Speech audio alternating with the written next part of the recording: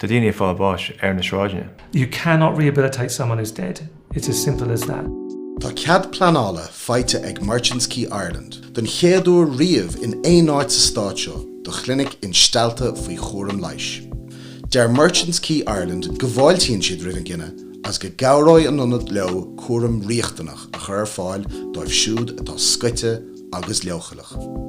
I think in the last 10 years, we've really come a long way in terms of having a better understanding collectively that drug use is a health issue, that people who use drugs are people, and that we're there to help them. Is léir go sé seo suntasach tuí gcumas in an bheith caint faoi rud ag an gosúla seo. Níl sé rááda ó bhí mar breanúir úsáideoirí drugaí ag úsáid drochocail fa dhealúthar rug ar junkies iad agus nach go léon áite tú sa tuí inis.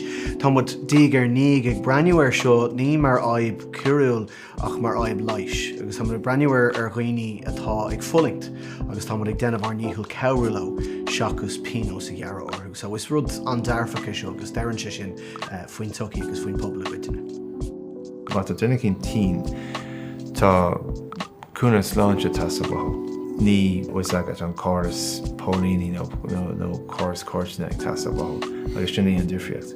So más féileann an díospóir sinna bheith hagan, tá seans má hagan go mbeadh na rátaí céine agan in Éirinn is atá sa Forbairt gael a bhád níos lú daoine ag fullingt, a bhád níos lú daoine ag fáilbáis de bhór fáil na drugaí táchab.